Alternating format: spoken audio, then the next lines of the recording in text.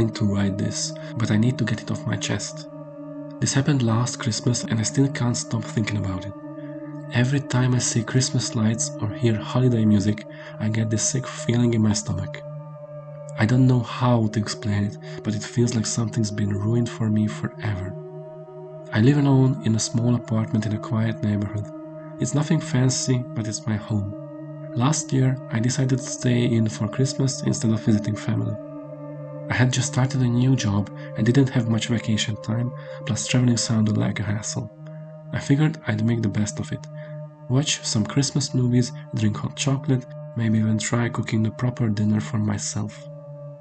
The day started off fine. I decorated a little, hung some lights around my window, and even put up a tiny tree I'd bought at a thrift store. It wasn't much, but it made the place feel festive. In the evening, I sat on the couch to watch Home Alone. Cheesy, I know, but it's a classic. I had a blanket, a bowl of popcorn, and everything felt cozy. For a little while, I forgot I was alone. But then there was a knock at the door. It startled me because I wasn't expecting anyone.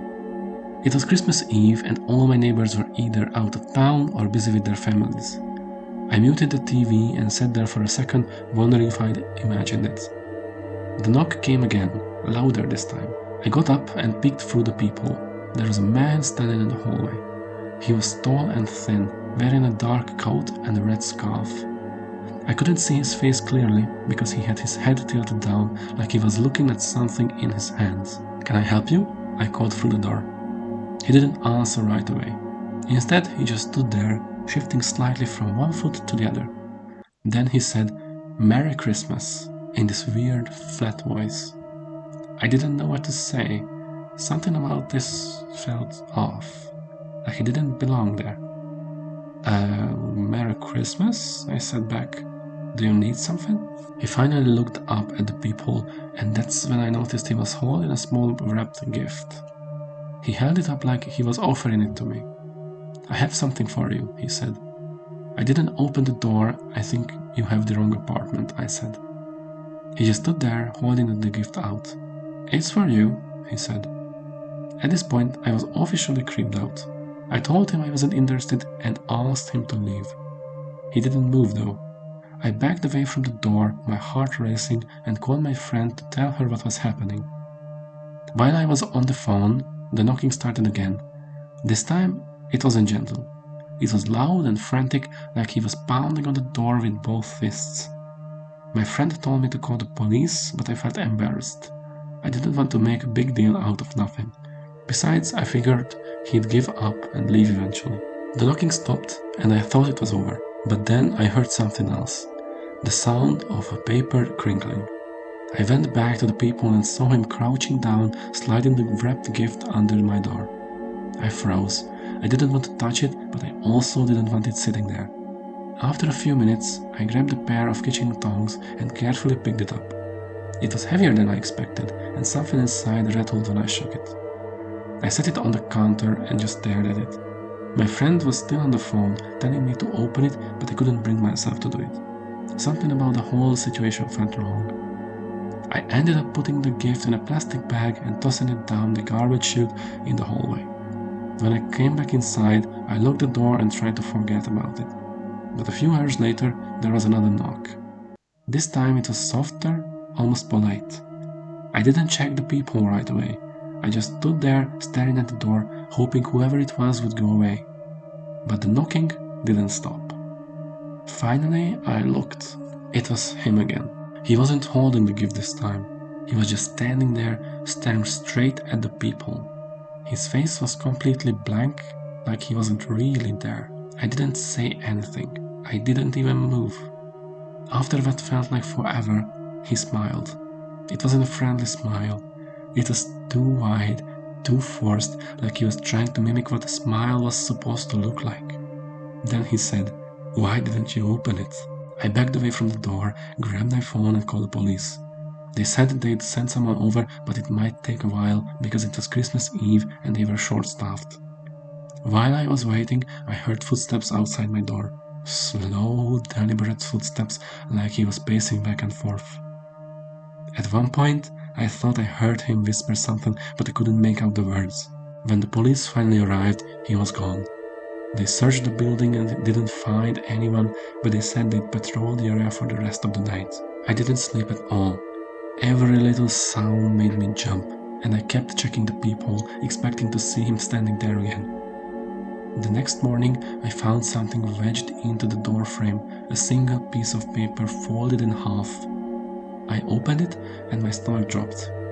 It was a crude drawing of my apartment building with a red X marking my unit. At the bottom, there was a message scrawled in shaky handwriting. "I'll be back." I moved out a week later. The police never found him, and I never figured out why he chose me.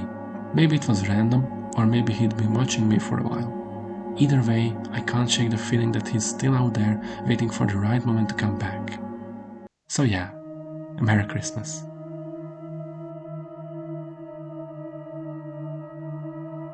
I've never told anyone this story before, but every year around Christmas it pops back into my head like it just happened yesterday. It's been years since I was in middle school, but this one memory still freaks me out. And not in a funny holiday story kind of way. I don't think it ever will be funny. Back when I was in 7th grade, there was this girl in my class named Rachel. She was different. I don't mean that in a mean way, but you know how kids can be. Rachel didn't really fit in. She was always by herself, sitting in the back of the room, and she hardly ever talked unless the teacher called on her. Her clothes were always wrinkled and mismatched, like she just grabbed whatever was closest, and she had this habit of staring at people, not in a curious way, more like she was studying them. It made everyone uncomfortable, and because of that, people weren't exactly nice to her. I wasn't friends with Rachel or anything, but I didn't go out of my way to be mean to her either. I guess I just felt bad for her. Sometimes I'd say hi or ask her how she was doing, and she'd always light up like I was the first person to talk to her all day. Looking back, maybe I should have kept my distance. That December, our teacher came up with the idea to do a Secret Santa gift exchange. She thought it would build class morale, or whatever, but most of us just thought it was dumb. Still, it was mandatory, so we all wrote our names on little slips of paper and threw them into a hat. When it was my turn to pick, I reached in and pulled out a name. Rachel. I'll be honest, I wasn't thrilled. It wasn't that I didn't want to give her a gift, but I knew how the other kids would react if they found out. Still, I told myself I'd just get her something small and simple, like a candy or a book. No big deal. A few days later, Rachel came up to me during lunch. I was sitting with a couple of friends when she walked over, holding this little notebook. She didn't say anything, just stood there staring at me until I finally asked, "What's up?" She handed me the notebook and said, "I've been writing about you." The whole table went quiet. My friends started laughing and I felt my face go red. I didn't even open it. I just handed it back to her and said, "Thanks, but I don't think I should have this." Her expression didn't change. She just shrugged and walked away like nothing happened. Fast forward to the day before winter break. That's when we were supposed to exchange our Secret Santa gifts. Everyone was excited, mostly because it meant we were one day closer to Christmas. When it was Rachel's turn to give her gift, she walked straight over to me. My stomach dropped, and I'd completely forgotten that she'd drawn my name. She handed me this big box wrapped in shiny red paper with a gold bow on top. It was heavy, way heavier than I expected. "Merry Christmas," she said, smiling for the first time I'd ever seen. I tried to smile back, but honestly, I was too nervous. "You can't open it until you get home," she added, her voice really serious. After school, I carried the box home. My mom was in the kitchen when I walked in, and she noticed it right away. "What's that?" she asked. "It's a gift from this girl at school," I said, setting it on the counter. "Why didn't you open it?" She told me to wait until I got home. My mom raised an eyebrow but didn't say anything else. I grabbed a pair of scissors and started cutting through the tape. The second I pulled the lid off, this awful smell hit me, like garbage but way worse. My mom covered her nose and said, "What the hell is that?" I peeled back the tissue paper, and that's when I saw it. A dead possum. It was stiff and bloated, with its eyes wide open and its mouth frozen in this creepy snarl. I screamed and jumped back, knocking the box off the counter. The possum rolled onto the floor and my mom started freaking out, yelling for me to get it out of the house. I grabbed a garbage bag and scooped it up, gagging the whole time. I couldn't stop shaking. Who does something like that? That night my parents called the school. They wanted to report Rachel, but the principal said it wasn't really a school issue since it happened off campus. The next day, my mom and dad took me to the police station to file a report. The officer we talked to said he'd look into it, but he didn't seem to think it was a big deal. When school started up again in January, Rachel was gone. Someone said he'd been sent to live with her aunt in another state, but I later found out the truth. Rachel had been taken to a mental hospital. Apparently, her home life was really bad, like abusive bad, and she'd been dealing with some serious mental health issues for years. Even after all that, Rachel still sends me letters sometimes. I've never written back, but I can't bring myself to throw them away either. Most of them are just random thoughts, stuff about her day, books she's reading, things like that. But every once in a while, she'll mention the gift. She says she made it for me because she thought I'd understand her. I don't know why this memory hits me so hard every Christmas.